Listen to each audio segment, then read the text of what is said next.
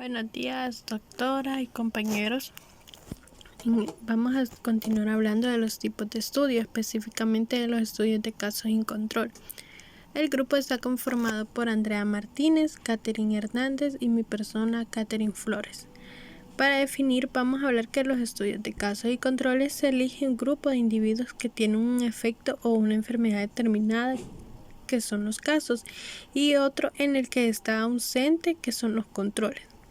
Ambos grupos se comparan respecto a la frecuencia de exposición previa a un factor de riesgo o un factor de estudio que se sospecha que se está relacionado con dicho efecto o enfermedad. Para definir más fácil este concepto, vamos a tener en claro que los casos serían las personas enfermas y los controles serían las personas que no están enfermas. Un ejemplo de esto sería que si se quiere evaluar el riesgo de padecimiento de un fibroadenoma de mama asociado al uso de los anticonceptivos orales, el grupo de casos lo formarían las personas diagnosticadas del fibroadenoma, y el de control serían las mujeres que no tuvieran dicha enfermedad. La función del grupo de control es estimar la proporción de exposición esperada en un grupo que no padece la enfermedad. Las estimaciones que se obtienen son la proporción de casos y controles expuestos a un posible factor de riesgo, que también son de interés la intensidad y la duración de la exposición en cada uno de los grupos. Vamos a hablar de lo que es la selección de casos. Esta va a ser para identificar los casos que deben establecerse de forma clara, explícita, y la definición de la enfermedad y los criterios que deben cumplir aquellos que presentan para ser incluidos en el estudio.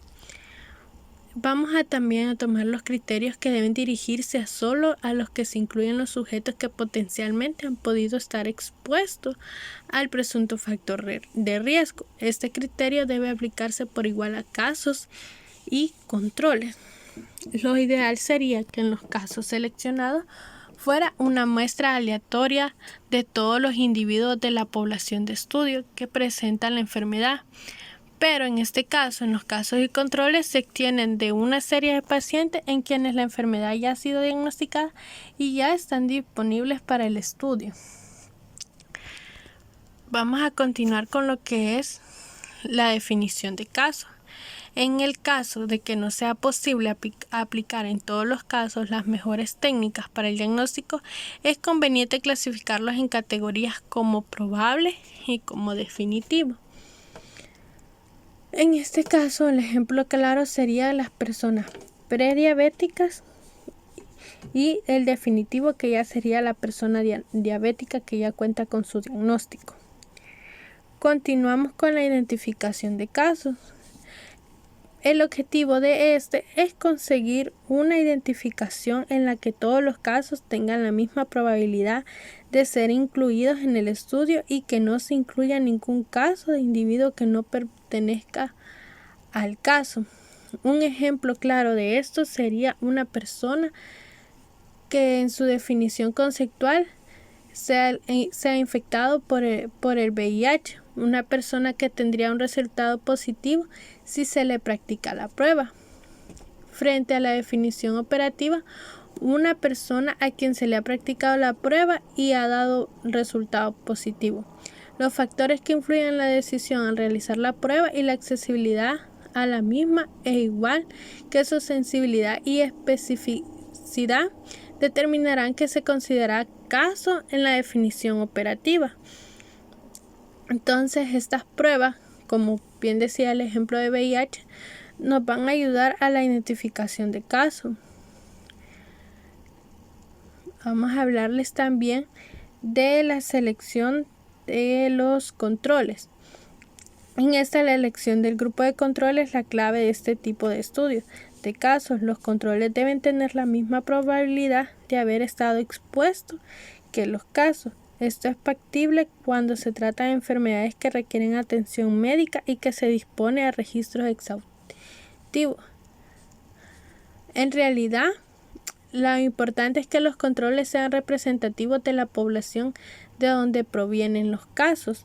Un ejemplo específico sería En una base hospitalaria, los casos podrían ser todos los pacientes diagnosticados en uno o varios hospitales, y los controles serían todos aquellos individuos que en el supuesto a desarrollar la enfermedad serán diagnosticados y por tanto tendrán la posibilidad de considerarse casos en aquellos hospitales.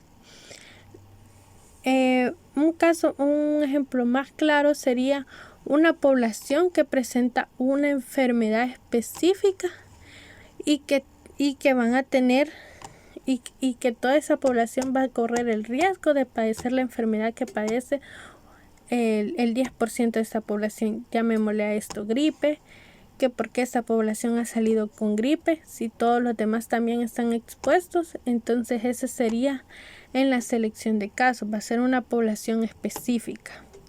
En ese momento va a continuar mi compañera Andrea Martínez. Continuando con los criterios de selección de controles, se dice que en los controles deben de ser comparables a los casos. Esto es en el sentido pues de haber tenido la misma probabilidad de exposición. Es por eso que hay que incluir a los pacientes que tengan enfermedades relacionadas positiva o negativamente y a los sujetos a los que es muy difícil localizar, de los que se sospecha que no participarán en el estudio. Un ejemplo de ello sería que en el caso de que si se quisiera estudiar el posible papel protector de la aspirina en la enfermedad coronaria, en este caso se debería excluir como controles como por ejemplo a los pacientes con enfermedades reumáticas.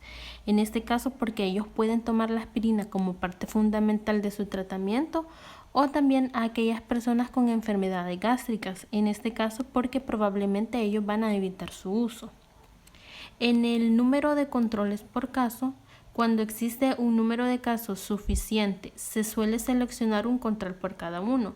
Cuando el número de casos es limitado, se puede aumentar la potencia estadística del estudio para detectar un efecto determinado.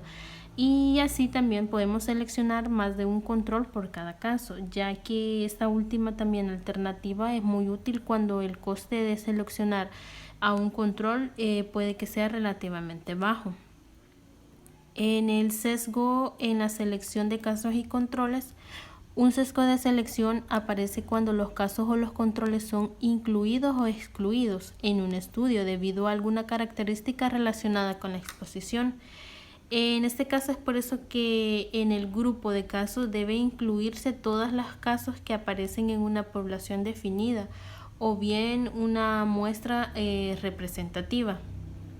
El emparejamiento matching se refiere al proceso de seleccionar uno o más controles que se asemejen a un caso en los valores determinados o determinadas variables, esto con la finalidad de controlar los potenciales factores de confusión.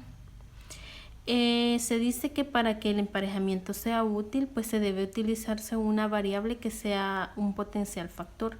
Eso es decir, que tiene que ser relacionada tanto con el factor de estudio como con una variable de respuesta. Continuando, mi compañera Catherine Hernández. Bien, siguiendo con el tema, se encuentra también el sesgo de memoria, que este sesgo suele ocurrir en enfermedades graves o cuando suponen un fuerte trauma psicológico. La literatura refiere como las malformaciones congénitas, que en este tipo de enfermedades, pues los pacientes tienen muy presente recuerdos acerca de su enfermedad. En estas circunstancias es muy posible que los casos recuerden sus antecedentes personales con mucho más detalle que los controles, ¿verdad? Ya que pues estos pacientes están más sensibilizados por la enfermedad y porque sus médicos les están preguntando constantemente acerca de su diagnóstico y sus antecedentes que han tenido anteriormente. También se encuentran los diseños híbridos. Los diseños híbridos que se caracterizan por analizar todos los casos aparecidos en una cohorte estable, seguida en el tiempo, y utilizan como controles solo una muestra de los sujetos de esa misma cohorte. Según una muestra de los sujetos en esa misma cohorte, utilizan para construir los grupos a partir de los componentes de la cohorte. Pueden diferenciarse dos tipos generales de diseños, que son estudios de casos y controles anidados dentro de una cohorte y estudios de cohorte y casos. También se encuentran pues las ventajas y desventajas de los estudios de casos y controles anidados en una cohorte, que estos pues parten de un estudio de cohortes previamente realizado que se está llevando a cabo o que se identifican todos los sujetos que se les ha desarrollado la enfermedad. Entre las ventajas está que son útiles para estudiar enfermedades que son poco frecuentes. Esta es una de las ventajas, ¿verdad?, que podemos ocupar en este tipo de estudios, que podemos estudiar a grosso modo enfermedades que son muy poco frecuentes o que son muy raras, ¿verdad? También otra de las ventajas es que son un buen diseño para estudiar enfermedades con largos periodos de latencia, como enfermedades crónico-degenerativas o un cáncer, y su duración es relativamente corta. Entre las desventajas son que es fácil que se introduzcan errores sistemáticos tanto en la selección de los grupos como al recoger la información, ¿verdad? Y otro que no permiten calcular la incidencia o prevalencia de la enfermedad. Un claro ejemplo sería como investigar pues la COVID-19. En este tipo de estudios no se podría llevar la incidencia, la prevalencia, los casos confirmados, casos sospechosos, no se podría llevar a cabo en este tipo de estudio. Bien, esto ha sido todo por el tema, compañeros, y doctora, hasta aquí terminamos. Muchas gracias por su atención.